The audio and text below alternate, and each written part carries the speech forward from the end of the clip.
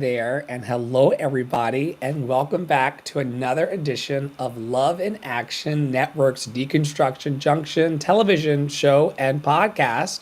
I'm Dr. Flo, not telling you what I heard, what I know. What I know is that you are loved and lovable. You've always been loved and lovable, and you're always going to be loved and lovable for the rest of your days. It is our positive intention today to be present to the needs of our community, to encourage, equip, and empower everybody who has a dream to make it come true. And over the next hour or so, we're going to be sharing in love with each other. You know, we're joined every Thursday these days by the wonderfully talented Tara Praolo Studio, who's somewhere in that kitchen over there tending to the baby. Is it pasta for lunch? Tell me what's for lunch with the baby, and also who you are in the world for those who may not know you. We are currently having leftover taco meat, goldfish, some lunch meat that is turkey, and what else are you having? Oh, and a cheese stick. Um, and I'm about to cut up the rest of this banana from breakfast. Uh, I'm Tara Parlo. I am your resident Black biracial multi-passionate musician. I talk about the ish that nobody wants to talk about and push you to do the same. Yeah, what you just heard, I don't know if I got it on mute soon enough, is our WhatsApp chats.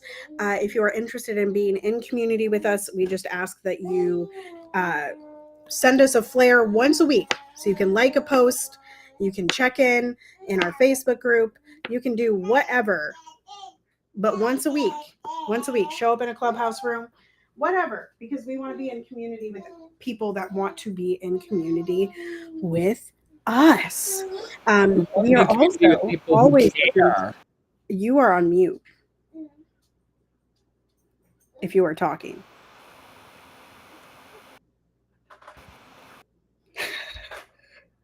Okay, baby, he I wasn't was talking. saying that we also want to be in a community of care.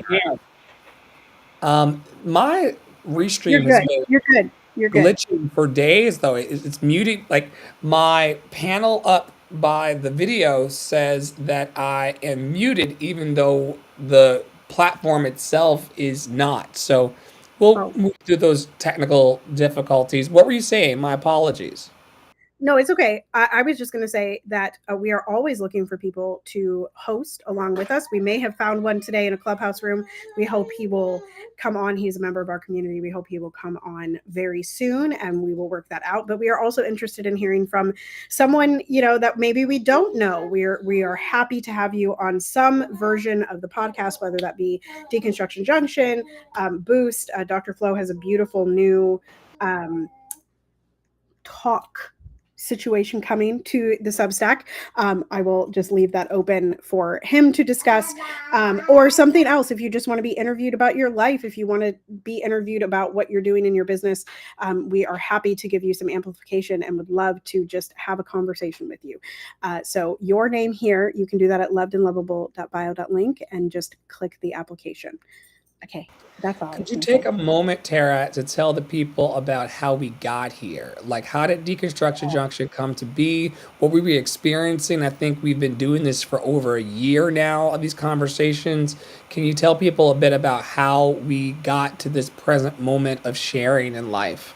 Yeah, so I did I guess going on 18 months ago, I did a week of master classes and I am hoping to bring back some of my master classes. I haven't quite decided what I'm doing in July, but there's going to be, except for July 4th, free and donation based uh, situations inside of Tara Paralo Studio, not just voice, but also, deconstruction, decolonization, DEI stuff, blackening the canon stuff in July. But anyway, I taught a week of master classes, and that inspired us to kind of bring back our master classes like we used to teach on Clubhouse, and in other spaces like Dr. Flo was teaching them on TikTok, et cetera, et cetera. Um, and so we had a cycle of different master classes, right? So we were doing this. A beautiful watermelon. It's gorgeous, darling. I Um, saw yours on the counter, so I had to go get mine. it is over there. Um, Yeah. So then we were teaching like they were like it was like singing. I don't remember, business, social media, and then it was deconstruction. But what we realized was a lot of the conversations that we were having on those other podcasts or those other master classes were virtually the same as what we were having on Deconstruction Junction, because what we do in one area of our lives, we do in the other areas of our lives. And all of this, everything that is happening in the world is happening to our bodies, which is then coming out in our voices and all of the other things that we're doing. And so it's affecting all of those other aspects. So Dr. Flo said, let's do Deconstruction Junction every week. And I said, okay. And here we are. So yeah, so we take the time to not just break down the headlines, but also break down anything that like is interesting to us. We've had a couple times that we've gone through threads and it's like, oh, we think we agree with that thread. And by the end of the conversation, we're like, wait, that thread actually came a little bit left, you know? So yeah, so we talk about politics, we talk about ceasefire. These are pretty consistent things on the podcast. We talk about ICE, but we also talk about other things. Like I have a couple other topics today that will be fun. I found that people generally are not talking frankly and publicly about life.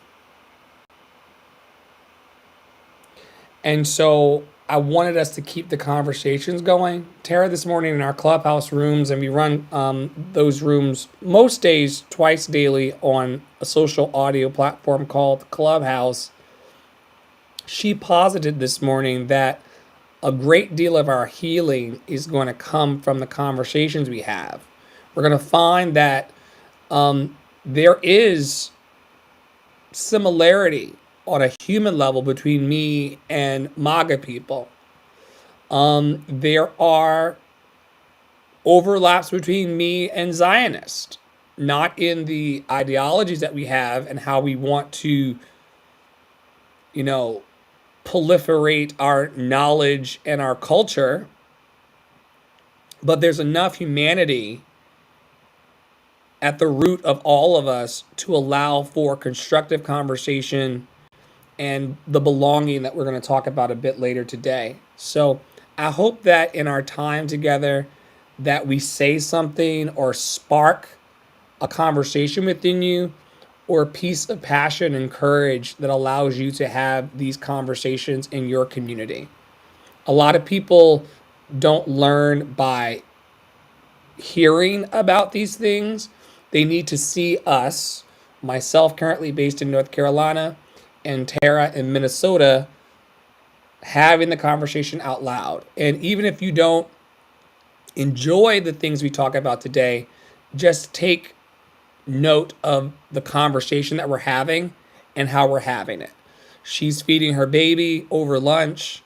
I'm sitting here in my superfan shrine, and we're just talking about the things that have been coming up in our path and what it means to us as humans on the planet. And Tara and I are performers, so it would seem that we, would have a podcast to push our products or push our shows or push our events and what have you.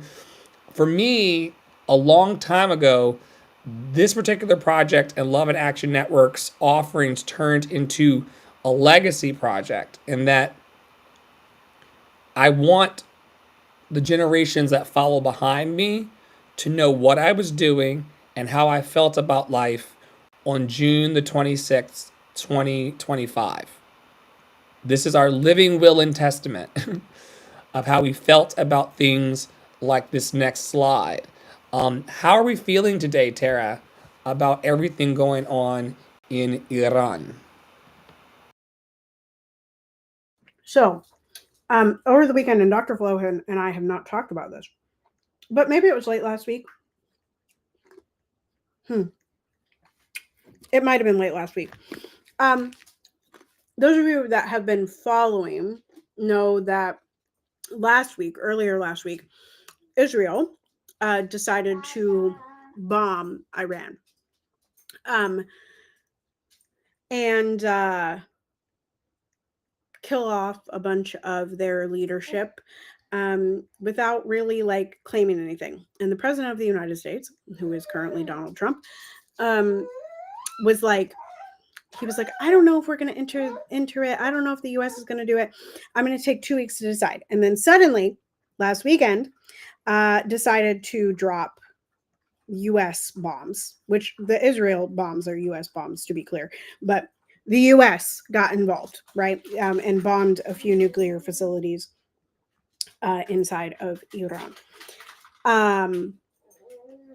Then Trumpykins decided that there's this like clip out there of him talking to a reporter, and he says to the reporter, neither, like, they've been fighting for so long that they don't know what the fuck they're fighting about anymore. He like verbatim, he says what the fuck they're fighting about. So that's your president. You know, I mean, it's the president of the United States.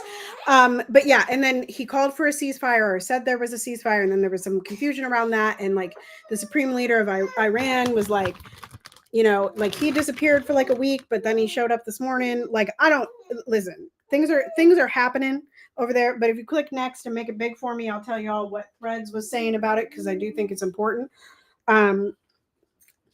Okay, so they're already dragging out the tried and true, all right, from 9/11 sleeper cells.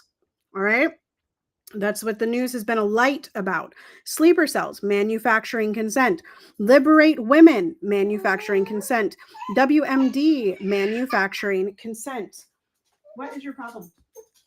What's your problem? Are you done? Enemy of the West, manufacturing consent. They throw queer people off buildings, manufacturing consent. Human animals, this translates as the manufacturing of consent. All of these phrases are being used to dehumanize people from Southwest Asia so you'd be okay with their murders funded by our tax dollars. Be smarter than the propaganda. On you, Priolo. And the next one says, I grew up hearing they hate us for our freedom.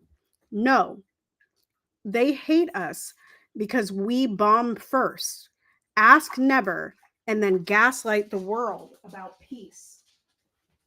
I just got to read that sentence again because I think it's so good. They hate us because we bomb first, ask never, and then gaslight the world about peace. American propaganda starts at birth. We're fed hero stories while the world buries the bodies. We're taught to see ourselves as saviors while entire countries know us as the reason they live under rubble. It's despicable. And I think I have one more slide. Yes, I do. No. Thank you. Miss Lynn says, for those of you born after 9/11, let me clue you in. There is no nuclear bomb. There are no sleeper cells. Y'all, this is why we show up every week to talk about it, because most people are not having these conversations at their dinner tables. There is no nuclear bomb, despite what y'all see on the news. There are no sleeper cells. The war is illegal, which I'm going to talk about in a second with Tara. The media is going to lie to you to justify this war. The government will use this to demonize non-white people and justify harsher immigration raids. This is the same playbook as 2002. Look up the quote, "We don't want the smoking gun to be a mushroom cloud." If you think I'm exaggerating, don't fall for it. I'm going to reiterate 2 more times that last sentence. Don't fall for it. Don't fall for it. So the reason that I brought this today and brought these particular ones is to highlight the propaganda that is told to us about brown countries. And I really if you can believe this, right? If you can sit here and you're like, oh yeah, like I get it. Like, no, like I need you to go look at the rest of the propaganda you've been fed about other brown countries in South America, in Africa, in the Middle East, in Southeast Asia. Just go look. because there are so many. I talked about this with Papi Wada, and I don't know if he's gotten the book yet, but like Shock Doctrine by Naomi Klein will wake you the fuck up about what we did in South America. And we are doing the same thing, right? Y'all remember, I remember they were like, there's sleeper cells in Iraq. We have to invade. And then we were there for 20 years. Right? We literally destroyed countries. And it was approved by the people of the United States, right? The approval rating of George Bush was not as low as Biden's or Trump's. Right? So this is all just to say that, like, don't, like, really truly, y'all, the big news sources. I was so disturbed over the weekend because I was like, I can't really find anything. Threads isn't a light, but I saw something come from New York Times and I just want to verify it. So I turned on the TV. It was like late at night. Turn on the TV. I go to CNN. Okay. And I was so disturbed because where was Anderson Cooper? But in Tel Aviv, Israel, reporting on the United States bombing Iran. I was so disturbed by that. And I just had to highlight that there are terrorist organizations, but they don't hate us. They don't hate the United States because the United States did nothing. They hate the United States because of the violence that the United States propagates on brown countries. Every brown country, and every brown person. Everyone. The United States does that. And there are going to be more organizations sprouting up from the current violence. Right. What we did after 9/11 is creating more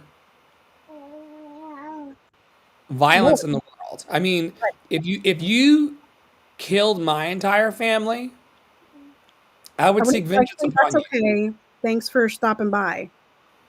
I would seek vengeance. The point that I wanted to bring of this current post, which I'll make a little larger here for everyone, is that this war is very illegal, meaning that it's not authorized by Congress, and Congress represents the people. I would like to believe, and I trust, that most Americans don't want to be engaged in other people's wars and certainly don't want to see the genocide of people groups. Once again, folks, these are humans. They have hunger like you. They have thirst like you. They have families like you. They want to be happy, healthy, and free, just like all of us. And the fact that white aligned people in power want to drop bombs because it is lucrative, you gotta follow the money. Bombs cost money. Bombs cost money, but also the other part of the Middle East. The whole reason that the Middle East keeps coming up, the whole reason, right, that George W. Bush tried to finish what his daddy started, right? Because let's be clear, his daddy started it, right? Is because there is so much oil. There is so much oil in the Middle East. And that, I mean, the bombs are money too, but the oil is money. So it is illegal. To do without the authorization of Congress. I did see another thread that was like, that was my child knocking the whole computer over. I did see another thread that was like, respectfully, like calling your Congress members is the least action that you should be doing because he has already overstepped Congress. Like that, the point is, bombs fell without the approval of Congress. So yes, while Congress is supposed to be doing checks and balances, Congress also, the House, Representative Al Green brought impeachment things, whatever those are called, I can't remember, what they're called, Proceedings. proceedings, right? Brought them. And 100, I need y'all to hear this because it's about the Democrats. And I need y'all to stop believing that the Democrats are going to be the thing that save you. I talked about it in my stories the other day that the idolatry of Donald Trump is the very same thing that y'all are doing to Kamala. It's the very same thing that you do to Bernie. It's the very same thing. It's the very same thing. So until we start having a conversation about the actual excuse me, office of power and offices of power, we will get nowhere. We will get nowhere. Okay. But anyway, my point about the Democrats, 128 of them, 128, I need you to hear that number, 128 voted against bringing impeachment proceedings. 128. But tell me again how calling your Congress member is the only action that you can take. They actively support the regime. They actively are supporting it. They're actively aligning with it. They're actively Zionist. They actively are taking the Zionist money. They're actively being courted by pro-Israel, pro-isn't-real lobby. And I don't understand why you all so desperately want to align with evil. Just yesterday, I was in a clubhouse room where me speaking up for the lives of Palestinian people had people in the audience labeling me as an anti-Semite. I hate defending myself. We're going to talk a little later about the mayoral race of New York City. This guy, because he's Muslim, has to constantly remind people, as I do, that I have cherished Jewish friends in my life. And when I'm talking about my cherished Jewish friends and Zionists who want to eradicate and genocide a complete group of people, I'm not talking about the same kinds of humans. You all know it, but you love to conflate it. And it's got to stop. It's got to stop. We actually see through the smoke screen. We've actually followed the money. We know the active oppression of Zionist and racist Jewish people. We know what it's like to be ignored by people who don't want to see the facts. People who want you to talk forever about the Holocaust, but not acknowledge Middle Passage and that experience in our country. They're quick to point out the plights of Jewish people, but not the plight of Black Americans actively. And I'm not buying into the oppression Olympics. I maintain, and we maintain, that nobody is going to be free until everybody is free. And I think that we need to get a grip. If you have not noticed, the empire is falling. And she's also chasing a child. Let's talk a bit today about recovery. Recovery is... where do I go? Let's start at the very beginning. A very good place to start. You have to know that something is broken to fix it. Even if the brokenness is your brain chemistry and your relationship to yourself. I started last Thursday, a week ago, having a real and honest conversation with my community about my feelings, emotions, and my physicality. I was not feeling good anymore. Ah, my God. We got to go back. We got to go. That wasn't the beginning. Drunk dial a senator. Yeah, you can do that. Tony, I love your picture over here. I love the graphic. And Tony's right. Shout out to Tony. People are our greatest resource. We love him so much in our community. Sorry, I just saw the comments. Lobbying should be illegal. People putting their special interest ahead of the interest of the collective should be illegal. The fact that they are allowed to take APAC money and act like it's not influencing the governance that Tara was talking about is the beginning and the mother of all lies. And Tara, I want to ask before I start talking about recovery again, if to the people listening who think that reaching out to their senator or drunk dialing their senator is the solution, but we know that it's not going to help, what would you have them do? So I have a couple things. Yes. I mean, the thing is, the action that we have to take has to be commensurate with the action that is taken by the government, right? So, sure, call your senators, junk dial your senators, but then you need to get out and have a conversation with the people around you. You need to figure out who can help you, right? And by help you, I mean in both terms of like helping you change your tire or getting food, but also the people that can help you lift your cause, the thing that you believe is wrong, to ears that are ready to hear it. Right? So that would mean reaching out maybe to your neighbor. It might also mean reaching out to a podcast like this. For instance, for Justice for Charles McNair, at one point, I had reached out to a podcast I saw on TikTok that talked about like small town crimes that like wrongfully convicted, right? And so I said, hey, would you be willing to cover this case, right?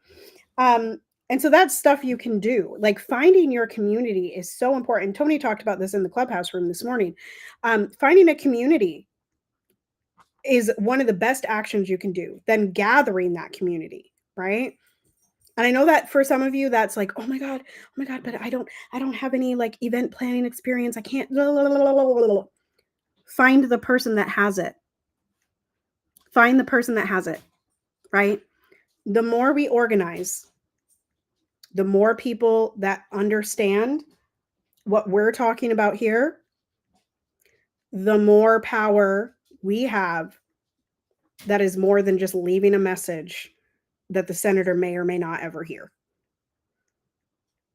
That game is rigged anyway. For those of us who've actively been in the space working for human rights, we know that you send in the letter or you call or you send the email.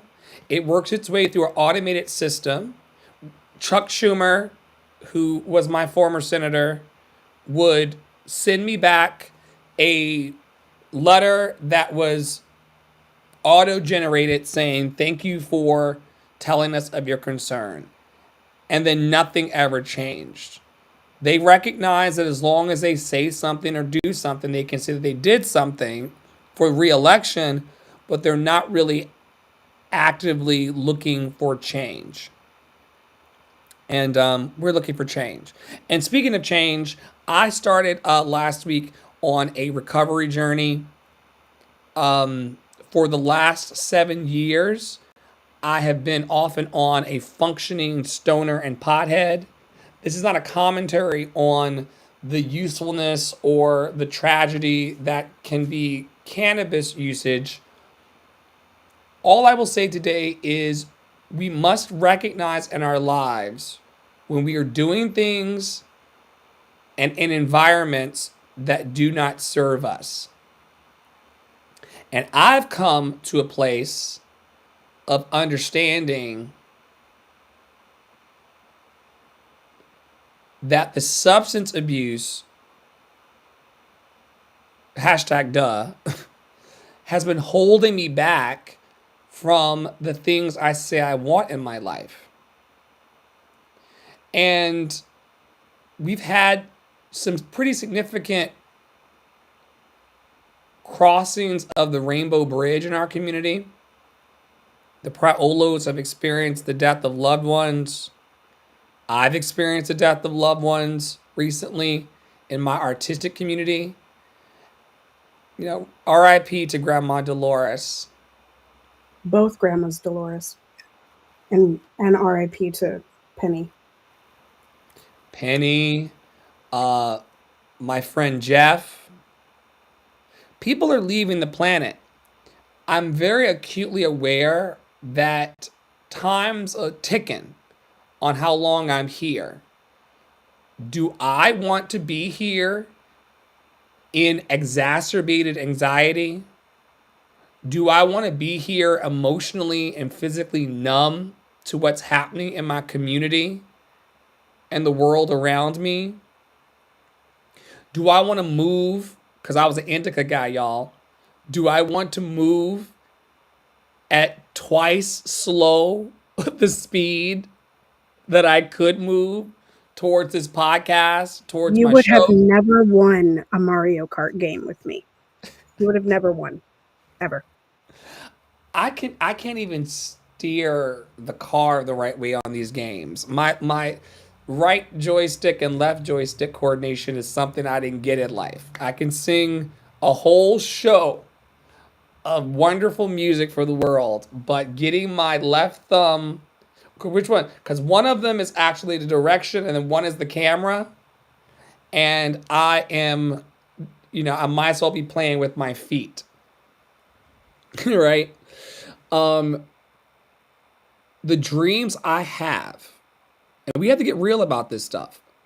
The dreams I have were not going to complete with the level of self-loathing and self-hatred I had slowly poisoning and killing myself. And if you are out there today and you're doing anything in your life or maintaining any relationship to a substance or a person or otherwise that's not causing you to move towards the things that are going to make you happy, healthy, and free, I would encourage you to investigate it and perhaps make some really, really tough decisions about who you want to be. I talked to Tara last Thursday. I said, we're moving into a territory of abuse, substance abuse, because the substances I'm using are not making me feel good. It's actually making me worse. And I didn't ask her to help me out of it. I just wanted to have a real and honest conversation about how I was feeling. Something that brought me joy was starting to cause me pain. Lots of life changes were happening, and I felt weakened. The moves that I'm trying to do to encourage, equip, and empower 800,000 people annually to love themselves more, to find themselves to be loved and lovable, to stand as superfan number one in their own support line, it was starting to unravel because I was poisoning myself. So my story is this, and I've told this story over the last few days. The weed that currently exists in our society is not the weed of years prior. This is a whole different monster. If you do the research, they are continually amping up the potency of these substances. They're making it commercially available and putting it on the shelves to be addictive so that you do not leave. At one point in this recent journey, my weed bill was $600 a month. Now, it's mine to spend on whatever the fuck I please, except it was harming me. It was making me anxious. I was not sleeping at night. It was challenging my relationships. It was not making me feel at home in my body and my professional and personal relationships. It had to go. The issue is because it was intentionally made addictive, this path of leaving would include night sweats, night terrors, um, headaches, physical nausea. This is all the things that I'm currently experiencing right now in active recovery. Why am I talking about this on the podcast today? Recovery for me and my present recovery is a reclamation of the joy and love and hope in my heart. And I want to encourage everyone who may be struggling with substance abuse or emotional abuse or any other kind of abuse to reach out to a trusted friend, to reach out to someone who wants to see you win your race and say, you know, maybe this was working for me before, but I feel like we've crossed over into a harmful space. And this could happen with a lover. I used to love him. This is how I was with my weed. I used to love it. It used to treat me great.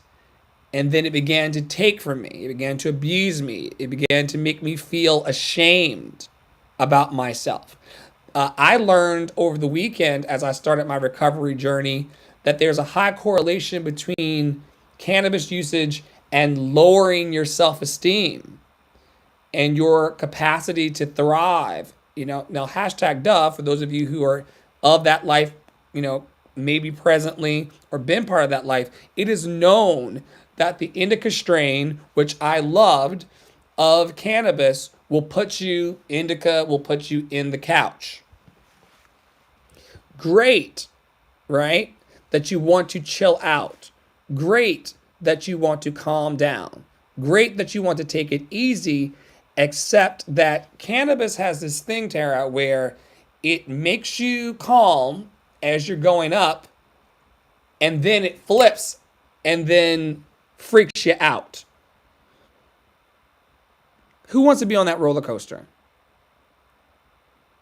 What was your experience on my walk up to saying, I let go of things that don't serve me and actually mean it this time? I mean, I've been the guy for the last 4 years in this work saying we let go of everything that doesn't serve us. If there's a person in our life that doesn't serve us, if there's a substance in our life, there's a job. How many jobs have I quit since you've known me because it just did not serve me and the light I want to put into the world?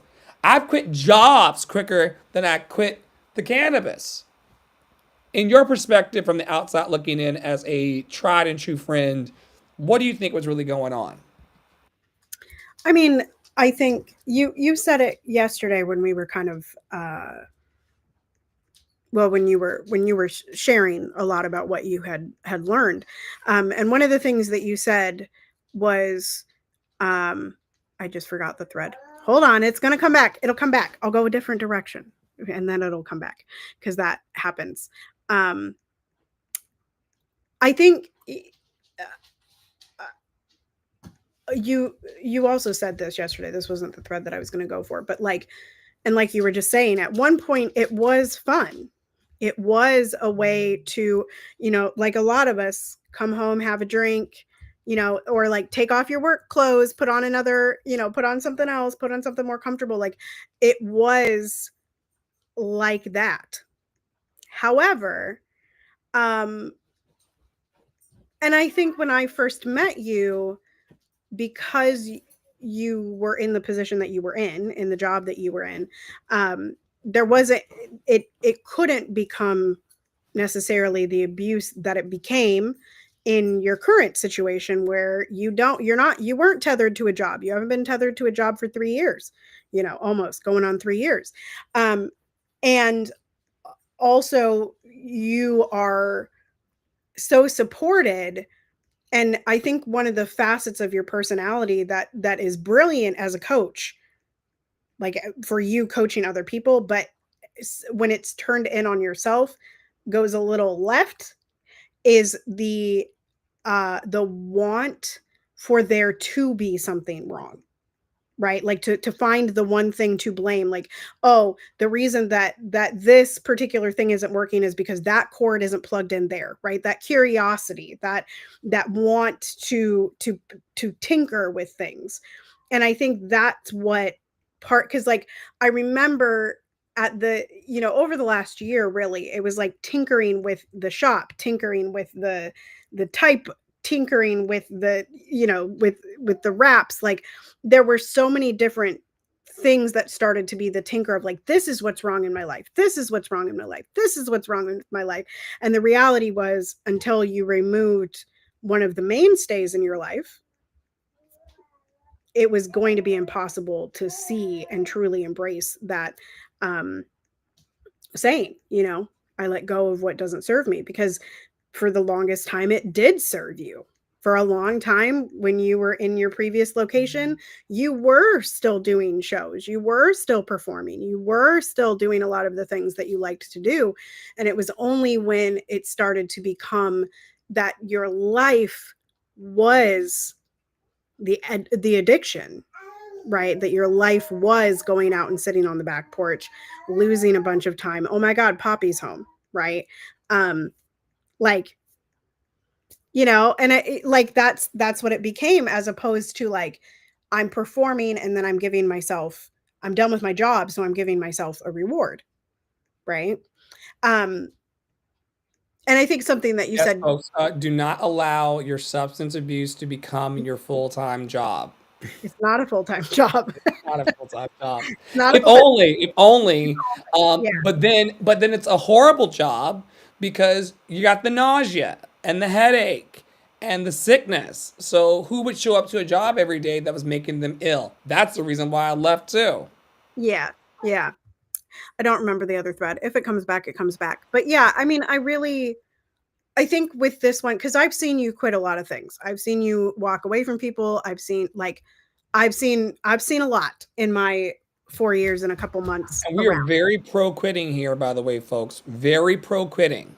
For Very those of you out there who are trying to like make the substances fit, make the job fit, make the boyfriend, the girlfriend, the lover fit. We are not proponents of just shoehorning life.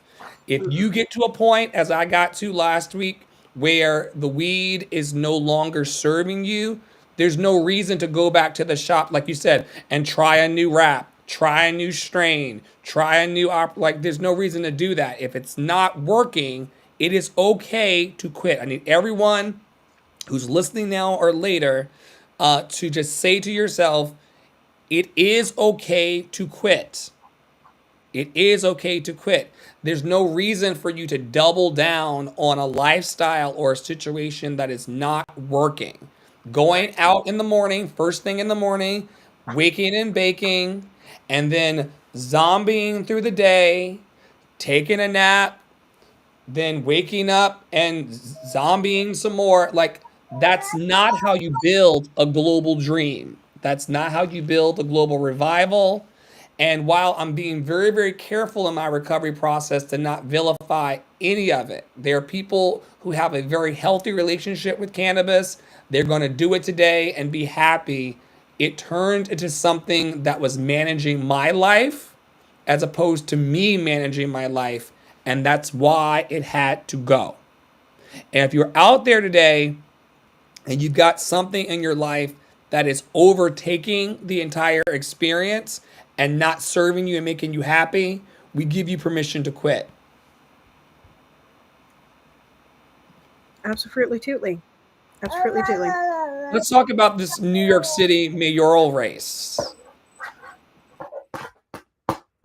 Oh, this is mine. So there's a gentleman who I'm going to look up in real time. His name is Zoran Momdani. Also running. This was the NYC Democratic primaries, because Mayor Eric Adams has decided to run as an independent. So there will be an independent, a Republican, and a Democrat in the race come November, which y'all still should mayhaps consider voting in November. Um, uh, The other candidates were Brad Landon, who was the dude that who got arrested last week for holding on to an immigrant. That's the same dude. Same dude. Got arrested by men in masks who refused to identify themselves and produce a judicial warrant. Same dude. And then Current also, clan, as I call them, current clan. yeah, the what are you saying? The disgraced governor of New York, Andrew Cuomo, was the other. And Brad and Zoran really did a number on Andrew Cuomo. Like they were like, they went on a late night show and like somebody was like, so why do you support each other? Like what, why are you like each other's number one and number two, da da da da. And they were like, because we don't want Andrew. Like, like it don't matter who wins because we don't want Andrew, and we share more, as we've been talking about all day today. Like we share more than we don't. And yeah. Anyway, continue your topic. So what do you want to say about Zoran Mamdani topples Yes. Andrew Cuomo in New York City mayoral race. The 33-year-old Democratic Socialist, important to note, lawmaker outpaced the ex-governor who has conceded in a stunning primary, signaling generational change in the Democratic Party. That's also evil, by the way, y'all. Zoran Mamdani, a 33-year-old Democratic Socialist lawmaker, is on pace to win the Democratic primary for New York City mayor. This is 2 days ago. A seismic shift in what normally would have been a sleepy re-election for the incumbent Eric Adams, and one that involved toppling Andrew Cuomo's political comeback. Cuomo conceded defeat late Tuesday night and said he called to congratulate Mamdani. Mamdani won 43.5% of first place votes to Cuomo's 36.3%. And the board is expected to announce full results on July the 1st. This gentleman has a lot of public support. He had the backing of Bernie Sanders and AOC. I want to open up the discussion a bit about how you think this is going to really directly impact Democratic politics. Like, I don't believe in either of the parties. Who's the independent? Eric? Evil. Yeah. So I don't think. Okay. I said this on my story. I'm so sorry, y'all. I got stuck for a second, but it didn't come out as silence. It came out as multiple gays. Anyway, listen real good. I'm a student of politics. I love politics. I also see exactly what's happening. Like the theater of it all. And I can tell you all that tomorrow we will absolutely, and as we go forward, if he wins this, if he becomes the mayor, what we are going to hear is this, when he turns 35, he's going to make a great president. He's the savior of the Democratic Party. Stop it. Stop. He is not. I honestly haven't found anything bad about this dude in the research that I've done, but also stop. Because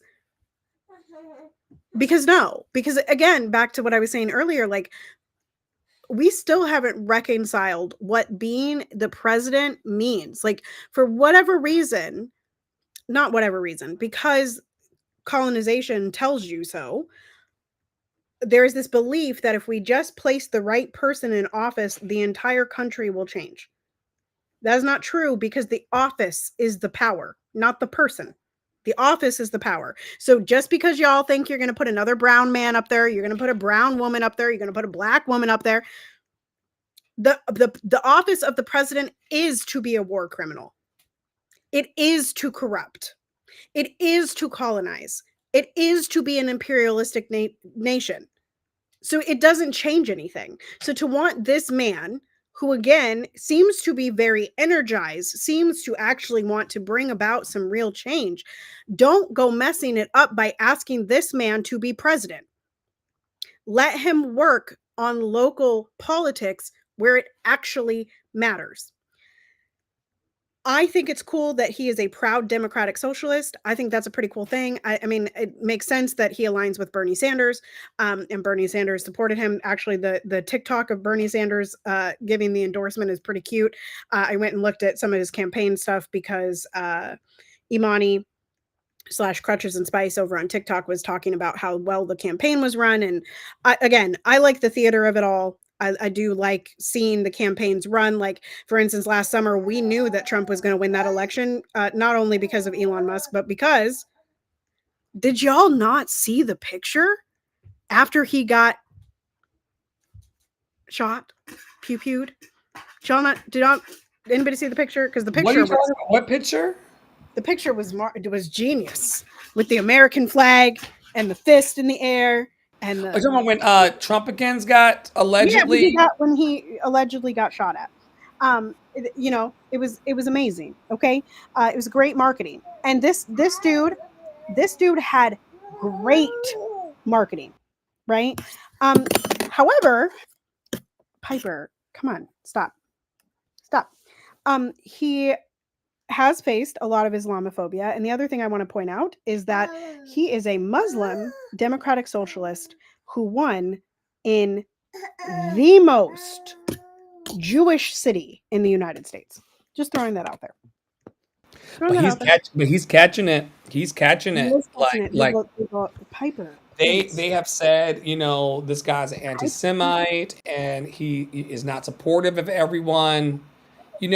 There is the thing we don't talk about a lot is the very major distrust within the Jewish community, and understandably so, of anybody who's othered. Does that help us move forward? No. Are they willing to actually admit that they are insular and do not want to include everyone in their cultural mores and their country clubs and access to their money and power? No. I get called Dr. Anti-Semite and Dr. Gay for things like this. Any group that is not, and like black people are, we've had to be notoriously inclusive. We've never been able to hold as much power and autonomy in our community as our Jewish counterparts. Him speaking up for everyone, including the Muslim demographic of the city, is something to behold. Is he changing the establishment? I don't think so. Zoran Kwame Mamdani is an American politician who has served as a member of the New York State Assembly from the 36th District based in Queens since 2021. He is a member of the Democratic Party and the Democratic Socialists of America and the presumptive nominee for mayor of New York City. And he earned a bachelor's degree in Africana Studies, which is interesting, from Baldwin College. And he worked as a housing counselor and hip-hop musician before entering politics. Come on, hip-hop musician. Listen, I'm going on the whole internet to find this. Hip-hop. I need to see him freestyling and spinning on his head like that lady did at the Olympics. I will not rest until I see him beat bopping with the best of them. Oh my God. And for those of you who wonder why I'm scratching, I'm having like a bit of an allergic reaction. It could be the detox and withdrawal. It could be the smoothie I had for breakfast. I don't know why I'm itching all over, but for those of you watching, just know that I'm not coming undone per se. I'm just actively having I'm having something happen. Tell us a little bit more about Earl Smith as we move forward to set up what I think. I don't actually. This is major trigger warning. Modern day lynching attempting to be covered up by the folks. And there's a TikTok video that explains it, I do believe, as the second slide. So if we can go there, that would be great. I think. He may have left me here, but we need the TikTok. Um, Earl Smith, I believe this is New York as well. There it comes. Here comes. Another black man hanging from a tree in 2025. And we're just supposed to swallow that and move on? No, not this time. Not Earl Smith. He was 58, a father, a grandfather, a man who had just been baptized. And on the morning of June 11th of 2025, his body was found hanging from a tree in Albany, New York. And before his family could even process what happened, before a single piece of footage was even reviewed, the police said there's no foul play. It looks like that line, that's the rope now. Sterile, passive, clean. But the message is the same. Don't ask, don't push. Just move along. But let me tell you why we can't move along. Because we've seen this story before. Public lynchings used to be community events in this country. People brought their children, smiled for photos, took pieces of the victim's body home like souvenirs. They mailed out postcards of our dead bodies. And those ropes, they didn't just kill, they warned, stay in your place. And when it wasn't public spectacle, it was a cover-up. You ever heard of Claude Neal in 1934? They tortured him for hours and dumped his body near the courthouse lawn. The sheriff, he said, oh, he must have made someone angry. You ever heard of Emmett Till? Of course you have. But how many names never made it into the textbooks because the authorities called them accidents or blamed it on the victim's own hands? And now, in 2025, after all the blood and the so-called progress, we're still here. A man was found hanging from a tree in broad daylight, and we're just told to accept it. So let's talk facts. His family doesn't believe that it was. They said that he was full of joy, full of plans, full of life. There are 3 cameras in that area, but the footage, nowhere, not public, not reviewed. And the press has already moved on. Where else have you heard about this? Because a dead black man isn't news. It's routine. Earl Smith should still be here. And if he couldn't be saved, then the very least this country could do is fight for the truth. But instead they zipped the bag, shut the file, and turned off the mic. This isn't justice. It's the modern-day lynching blueprint. Clean rope, quiet room, no questions. But we are not quiet people. We remember what they've tried to erase. We know what a hanging means. And we'll not forget Earl Smith. So we have to remember him. We have to remember his name and his story. Because this time, we're not swallowing their silence. We can't.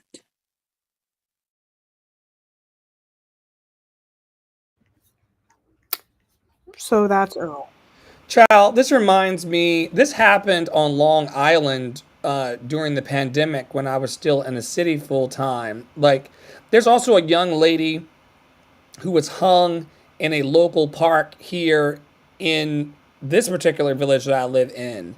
There were It 2 trans black people that were hung in California a couple of years ago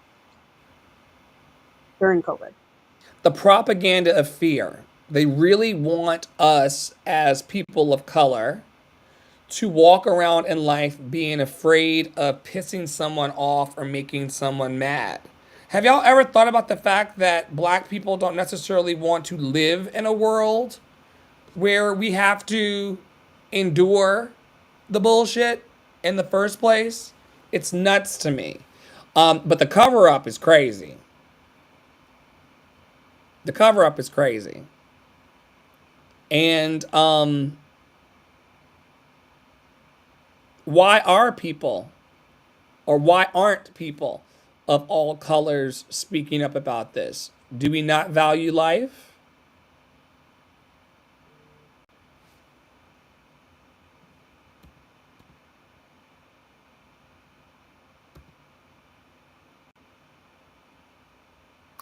And she asked in that video, where else have you heard about it? I have found maybe 3 TikTok videos on it. I haven't seen his name cross my threads. Certainly haven't. I don't watch the news, but I haven't seen it anywhere. So Rest in peace, Earl. yeah, If your crime in the society was your skin, it's really fucked up. Really, really fucked up. I want to transition us now into talking about AI and deep fake culture. While the last news that we talked about is not fake, there's a lot of fake videos and what they're calling AI slop that is starting to permeate the feed. Have you not heard it called that? What? Which is AI which is that? slop. Which is I that? watch what was that show next week tonight, or you know what I'm talking about? No. Newsweek. It's called Last Week Tonight with John Oliver. It's a talk show that I watch on streaming, and he was actually talking about this concept of AI slop, and that's how we got here. AI slop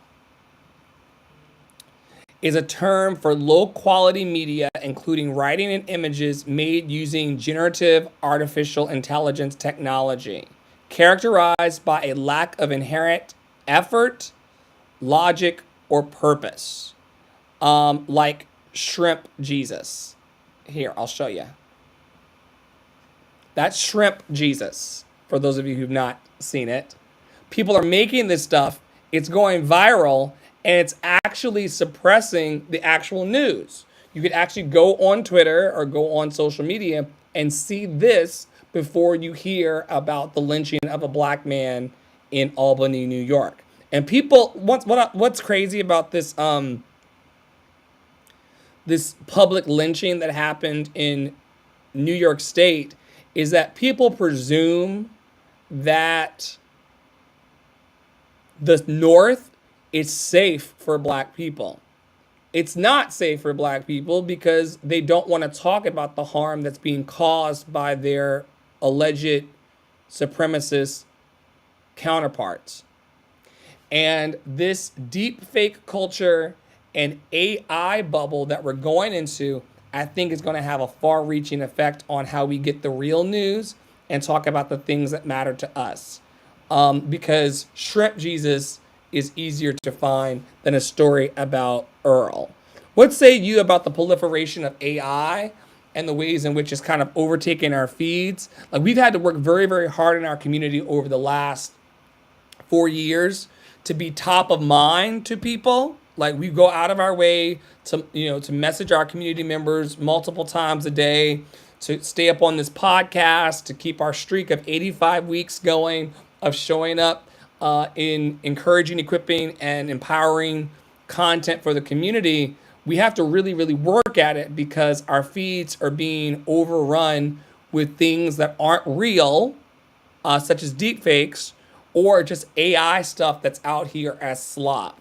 How do you think that's going to bode for our future of needing information that actually liberates us, Tara? Well, I have a question about this AI Jesus shrimp, which is, why is he not black? Like, at least put in a better prompt, okay? Um, because that's white Jesus, okay? That's not black Jesus. Anyway, here's the thing. Here's the thing about wow, that looks like Poseidon. Um, anyway, I really, and we've talked about it on this podcast so many times. I'm so like, much like I am with religion, I'm very agnostic about it all. Like, I'm very like, I don't reach for AI. I actually, like, it was funny. A couple weeks ago, I asked someone who I thought would be kind of open to it. I was like, how do you actually tell if a picture is AI? Like, if the picture doesn't say it's AI, how do I tell? Like, can I put it in AI and it tells me that it's AI?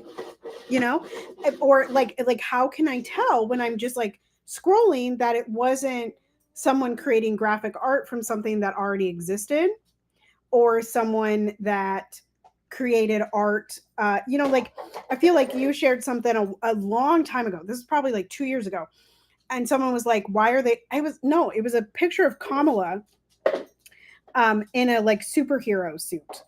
And somebody was like, why are they sexualizing her? And that's like, I just remember this conversation. But, you know, I don't know that that picture was AI. I don't know that that picture was not created by a graphic designer. And so like for me, you know, that conversation, that particular conversation of like, how do I tell if it's AI? Like it landed me in this spot where I was like almost a little bit paranoid about like when I was scrolling, like, ooh, is that news article AI? Right? Like, did that actually happen? And how do I find out if it actually happened? Right? Like, and then like I was sort of like, okay, well, like maybe this picture is AI. Like, do I still like, should I go support the people that I actually like? Just like it was just like a really interesting moment of like, how do I know what's real? Like I was very like, I was really weirded out for a couple days. Like I was just like, I don't even know. Like I'm reading this story. Like yesterday, like I said to you, Dr. Flo shared something about Sudan, and I said, well, did you see the stuff about AI in the Congo? And we like, how do I know that that thread wasn't created by AI? You know what I mean?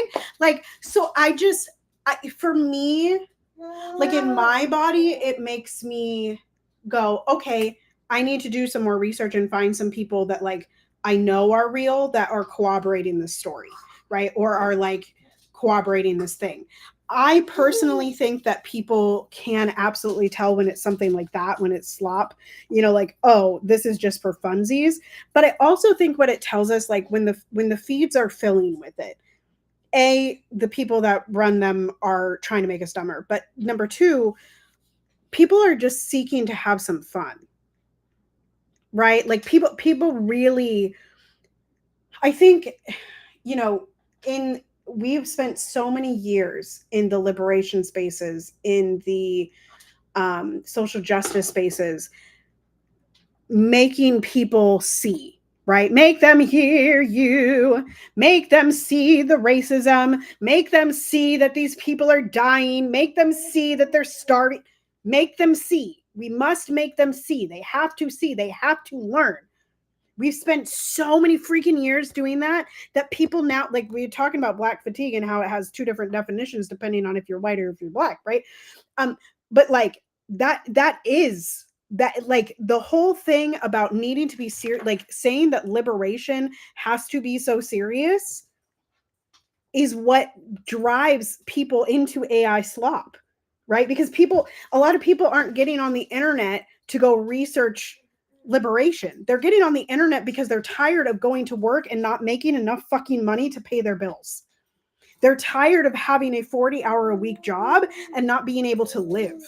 They're tired of wanting to go on a vacation that they can never take because there's the next credit card bill that's due tomorrow because they're living in an unaffordable nation.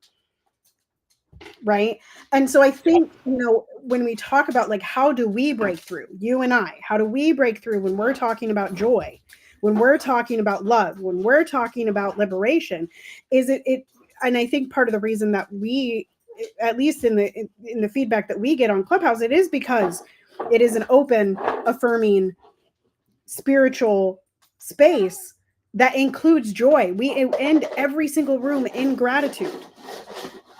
Every single room in gratitude. And I think that like the way we combat it is instead of,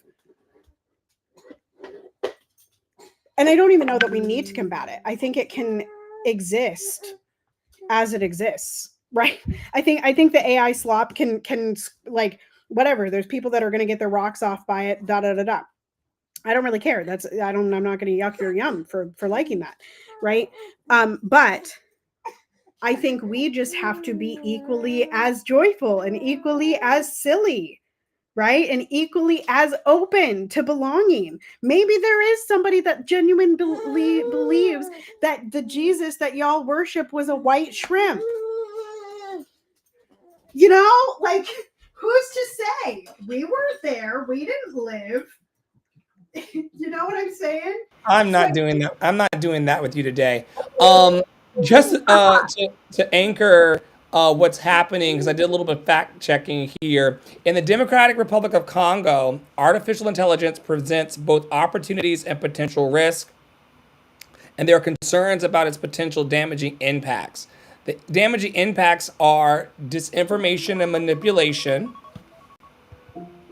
And for those of you hearing all of these alarm, Hello, here is your oh, reminder. it's time for the Love and three Action things. No. Programming. Whoa.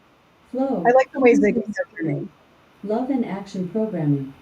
how would I know who she was talking to unless she's called my name? So disinformation and manipulation. There's surveillance and privacy concerns. There are resource extraction and environmental damage that's happening. Extracting minerals like cobalt, which is necessary for AI hardware.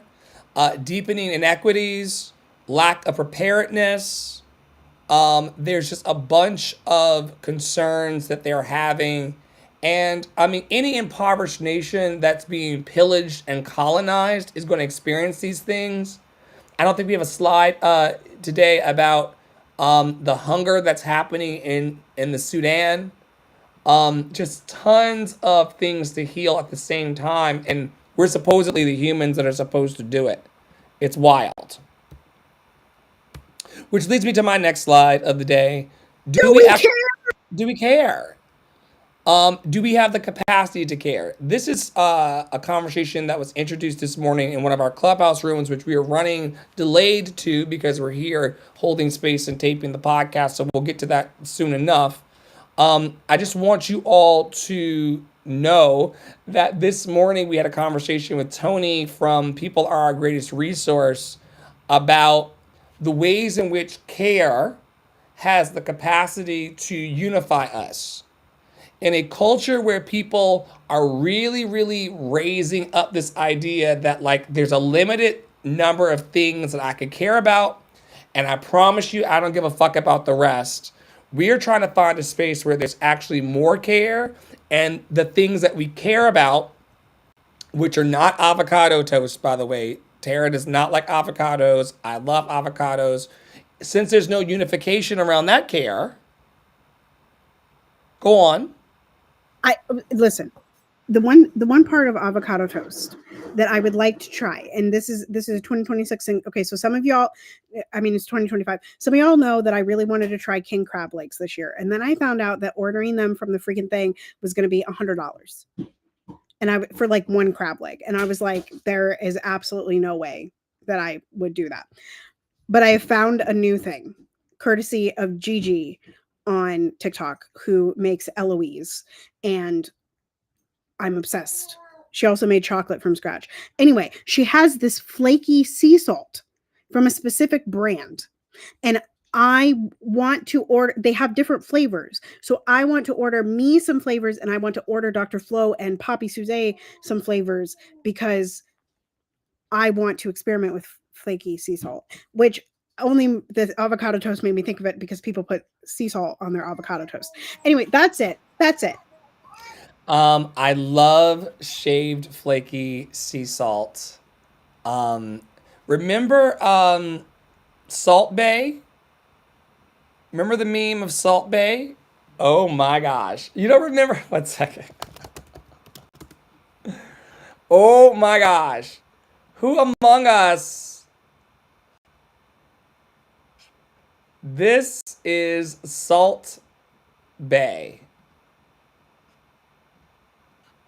This is a guy who the whole internet was going gaga about because he would make food and he would sprinkle the shaved salt onto the dishes like this. I have never seen this man. Totally a thing. I clearly was not. Totally a thing. He got very, very famous. This salt is way cheaper than I thought it was. A Turkish chef whose signature move. Oh my goodness. Oh my goodness. Anyway, the question on the floor is, do we care? And do we have the ability to unify enough in our care around the things that we really want to champion in the world and make better in order to come together to have these conversations? Do you think that that's a possibility in a world that's trying to pull us into a propaganda of disconnection, Tara? Yeah, I do. It is literally as simple as that. I do believe it. I do, because I think people,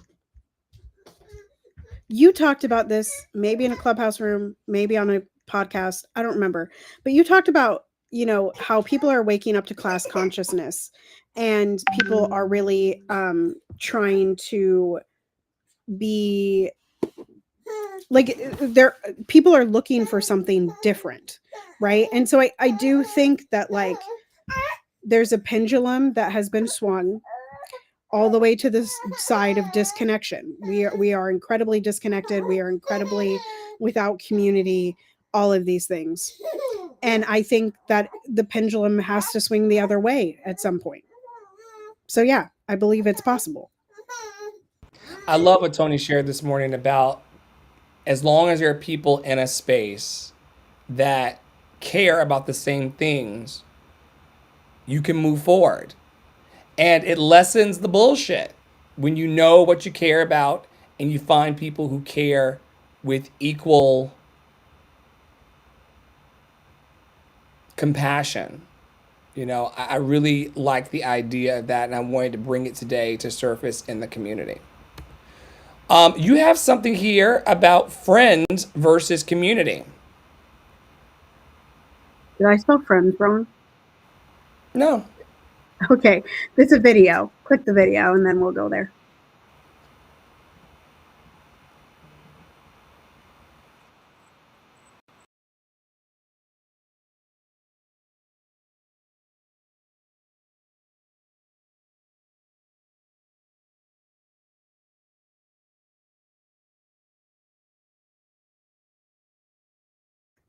Do we have audio? And I'm just not hearing it.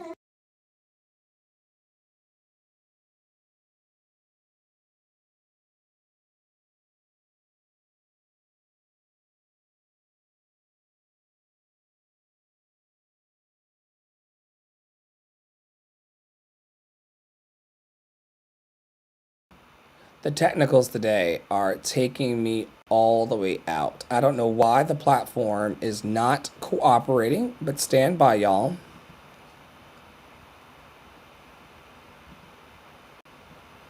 I think it's time for us to start having more conversations about the idea that having a friend group is not the same thing as having a community, and here's why.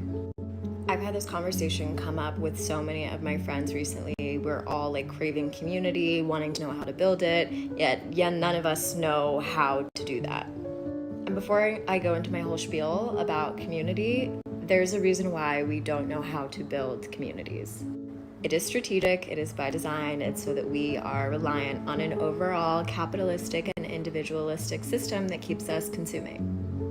So when we have this very superficial conversation and saying like, well, I have friends and I have a friend group, therefore I do have community. It's not the same thing unless you are comfortable going to those friends and telling them when you don't have enough of a grocery budget to eat this month, that you're struggling financially in general.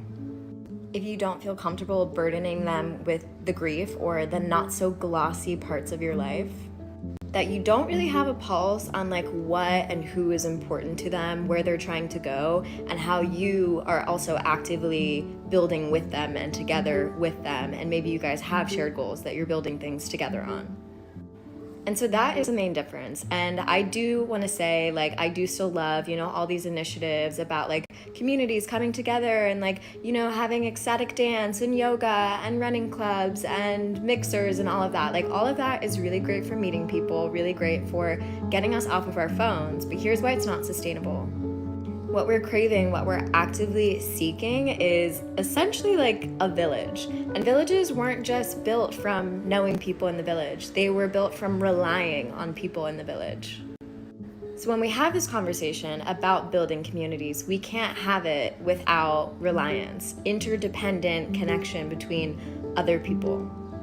and an understanding not only of shared values, but like, where are those people trying to go? What are they trying to build towards? And are there projects that you guys can actively get involved in together in order to build together? AKA, how can you be strategically pooling your shared resources to create a better future, not just for yourself in isolation, but for everybody around you and everybody that you care about? So yes, you have a friend group, but does your friend group do that?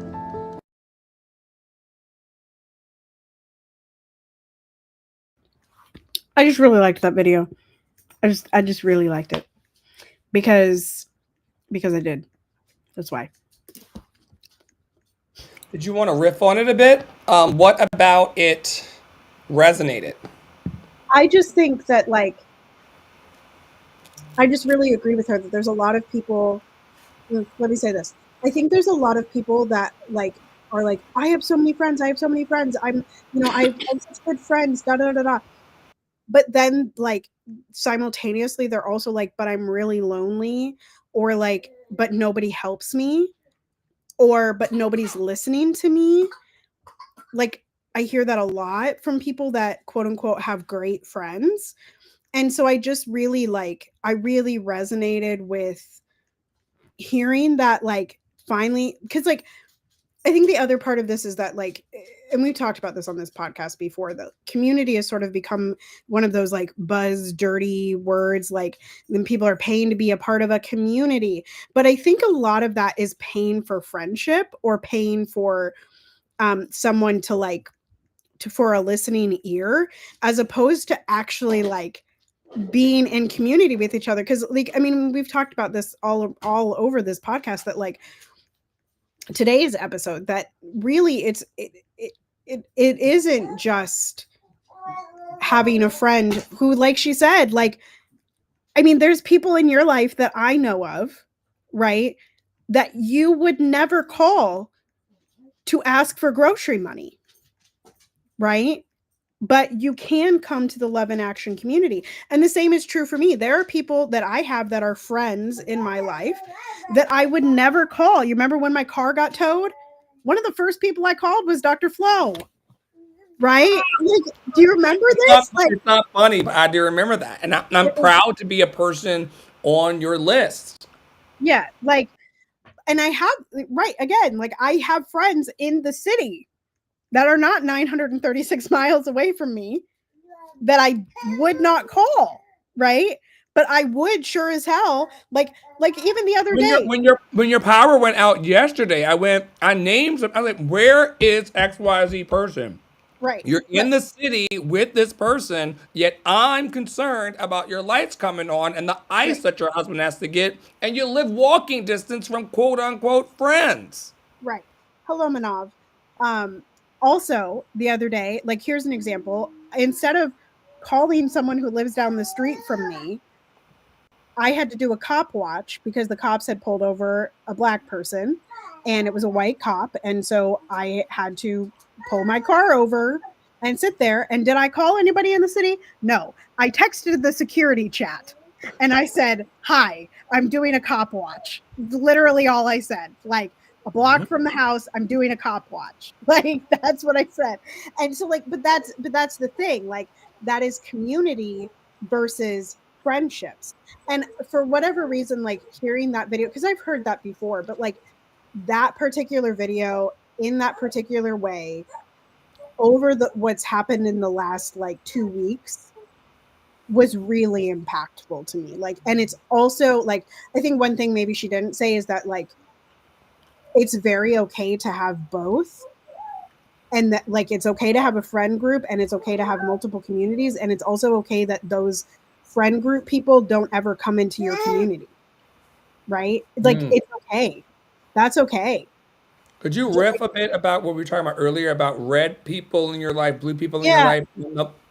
I Like, saw this beautiful video, and this was a few I gotta weeks go pee. I gotta go pee. By the way, ago.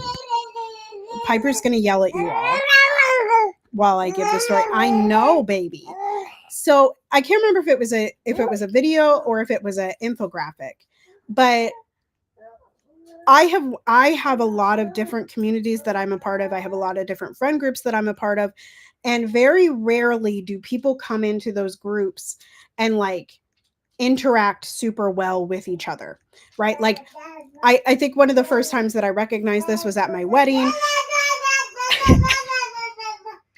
And at weddings, y'all know, like there are groups of people that know each other. Piper's literally like walking and blabbering, just like an adult. Um, there, oh my gosh, Piper. There are people that like literally know of each other or like know the bride or know the groom, and like they've never interacted with that table next to them. You know what I mean? But those people are integral in one of the primary people's lives. And so anyway, I have been wondering for a long time because this has been really true for me since I was in high school. Like I used to get to choose my lunch period so I could go like first lunch, second lunch, or third lunch. And I would hang out at different tables every lunch period, right? But those people at those lunch tables never hung out with each other.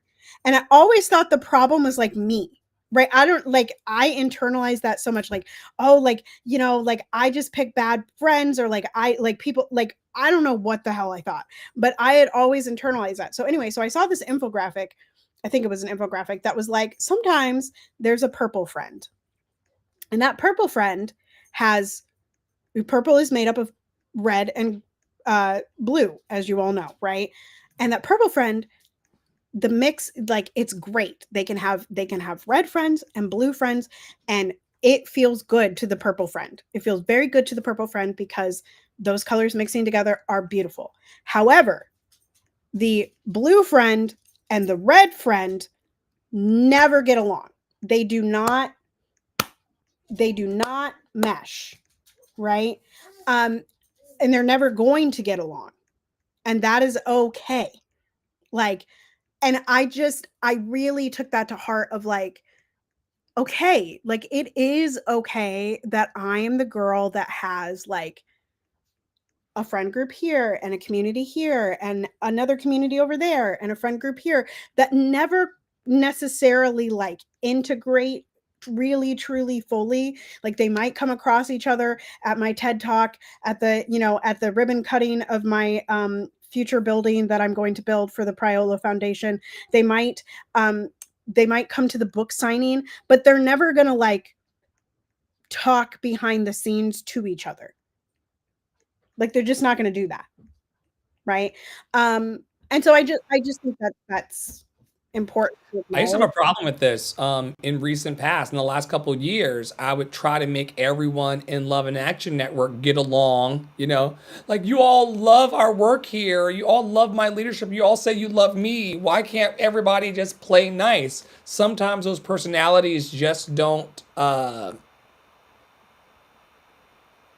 just don't mesh the same way, Yeah, right? Yeah.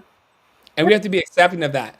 But I did love this take from her because you know if you can't call someone up for grocery money or gas money or to get you out of a pinch, you know, this is why I've been talking for years about how I think that friends or the American standard of friendship is very ornamental.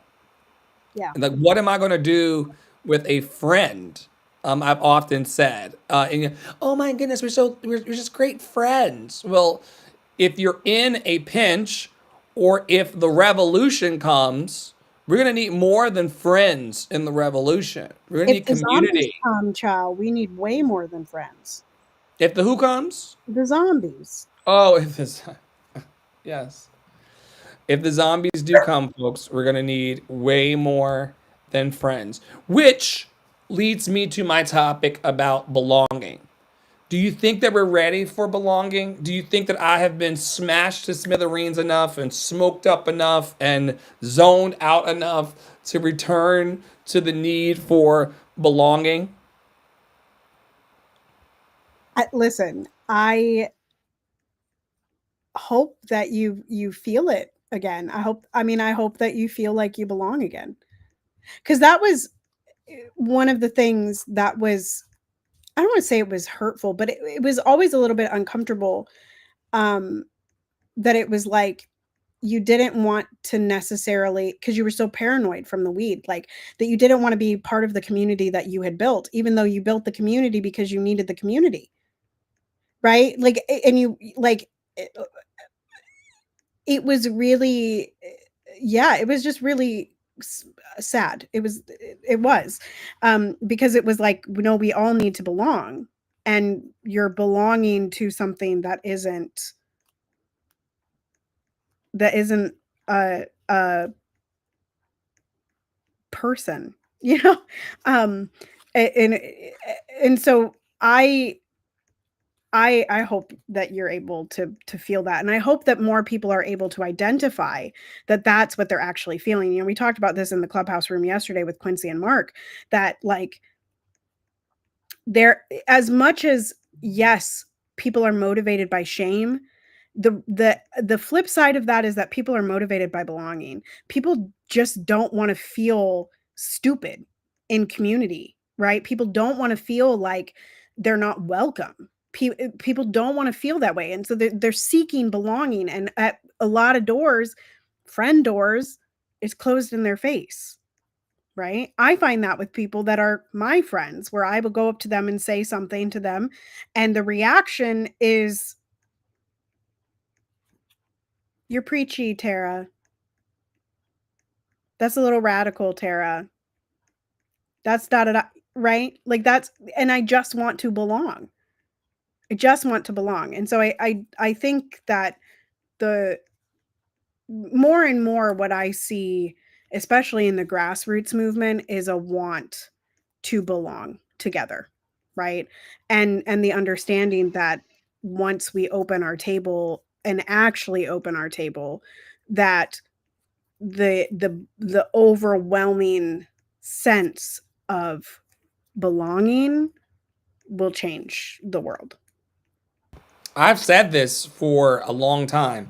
We ultimately we want to belong to ourselves because that allows that self-fulfillment and that healthy self-esteem and that healthy self-valuing and self-worth. And then hopefully from belonging to ourselves, we create a condition of overflow where then we belong to the world and the communities that we want to serve and help. Like I'm a big, big believer in this. And this is the reason why we constantly call for ceasefire. Ceasefire in our hearts, ceasefire in our minds, ceasefire as it relates to these substances. So interesting that you just say that. I never heard you say that before, that I wanted to belong to the substance more than I wanted to belong to the people in my life. And Poppy Water pointed this out. He's like, you would go out for hours and just sit in the backyard and just tank out and just check out for hours. Who do you belong to if you're checked off of the planet or checked out of the planet for hours at a time? And once again, this is not me telling anybody how to live. Like I said this morning in the clubhouse room, I don't really care what y'all do. It really is your life. If you're not around and placing yourself directly in front of us, it's very hard for us to have an opinion or even an idea about what you're going through, which is why community is better than friends. But we want to definitely be present for the experiences that we are sharing and the experiences that we're witnessing. And right now, we're seeing the decimation of entire people groups. We're seeing countries being leveled to the ground. We're seeing the starvation of 2 million people over in Gaza. I'm not sure if there's been any change in that, Tara. It's just really awful to know that as a human, thirst and hunger is real. So why would you want someone else to go through that predicament? It's nuts to me. How are you feeling about Gaza, the evil that is Zionism, the evil that is Netanyahu? Like, where is this pulsing for you today, Tara? I mean, I feel like, yesterday I kind of heard the whisperings of it, like whisperings of the conversation of Zionism re-entering the chat. It never left the chat, but it feels like sometimes you go online and like you don't hear anything about it, and you're like, oh, maybe it's like dissipating or something. But anyway, it came back with Mom Donnie's win. And I saw a couple of things this morning, and I just was like, I'm so sorry for the Palestinian people, and I'm so sorry for the indoctrination of the Jewish people, because they did a really damn good job on some of y'all. Like, I said to somebody this morning, like, they what the indoctrination of Zionism has done to some people is almost as good as what was done to make white people believe that black and brown people were not human, right? Or lesser humans. Like, and it really just breaks my heart, because I can see the indoctrination, and I can see that, like, coming out in their words, and like, just not even the recognition, because you believe that you're so right, in the same way that blue MAGA and red MAGA and like all of these indoctrinations. And it's like, oh my gosh, like, you're just hurting yourself, and it just really, like, y'all can tell, like, it really makes me very sad, what what generations have done to other generations. um And I just really wish that people could feel safe to unwind those indoctrinations, because the reason that we cling to them is because we feel safe in them, and we're not sure what's on the other side of that indoctrination, right? We're not sure what that looks like, or who we can trust on the other side. And it really, to see what it results in the decimation of entire countries and an entire people group, and the cruelty of ICE and of the Israeli forces, and of the terrorist groups as well. Like, there is so much hurt. There is so much hurt. And it also lifts this question of who trained you to hate other humans this way. I'm sure that if we went down ICE member by ICE member, Zionist by Zionist, we'd be able to point to a person who planted the seed. It could have been, like we talked about earlier, the attack on your village or the loss of someone in your family, either way. But, like, what is the seed that caused that hateful tree to grow that a man in Albany hangs from? You got Right. to really pull the weed up by the root, as our AMB says, right? And how can we unravel that hate feels like safety? Because I think that's the reality of a lot of people, is that their hatred, and the thing that is trained into them to hate, is what's making them feel safe, and that's why they cling to it. Like, and it's just, it really, like, again, I don't know why today, but today it just, like, I scrolled threads, and I was scrolling Instagram stories, and I saw a couple posts from Zionists that were like scared of Mom Dami. And then I saw some other posts that were like, it might be anti-Semitic. And then I saw some other posts that were like, calling for, like, a free Palestine is anti-Semitic. And I was like, what is, like, wow, the indoctrination. And wow, do you feel like, why do you feel so entitled that way to believe that other people need to die for you, for your safety? Right? And that could be any group of The people, right? eradication of people because you don't feel safe. And I don't believe, once again, like we talk about the substance abuse, and all, these ideas never complete. The loop doesn't close. You never feel safe enough to stop killing a bunch of people who may be vengeful back towards you because you weren't honoring of who they are. It's nuts. Right. So yeah, it really landed on me today. For whatever reason. I think about it a lot, but it really it got me today. And understandably so. We're not people that just talk about problems on our podcast or, the substances we are leaving or the woes of the world. We also are people who bring solutions through Love and Action Network and our capacity to care. We're partnering with organizations like People Are Our Greatest Resource to really amplify and network this love in a higher vibration and a higher consciousness for the planet. Part of my contribution, now that I'm back focused on my earthly commitments, is my Love Revival and Academy. I really want people to get the tools to feel empowered to build their own podcast. I don't want to just do this. Tara and I, we do this because we love it. We do this because it brings us joy. We don't do this to be seen. We're both professional entertainers and performers, but we don't really survive off the booty claps because we know that we've learned that the same people who will clap for you in one moment will throw a tomato the next. So we're not here for attention or attention seeking. We're here to actually serve the world and make a lasting positive impact. My Love Revival and Academy is part of that. I cannot wait to get out of my own way further to allow all of this to come into being. We are also adopting Black artists. We would love to get to know you. Black artists like Zamdani and his hip hop. We would love to call all Black artists into what we're doing. We know that you need cash apps. We know that you need supplies. We know that you need better platforms. We know that you need training. We would love to get to know Black artists and help them move from their overflow.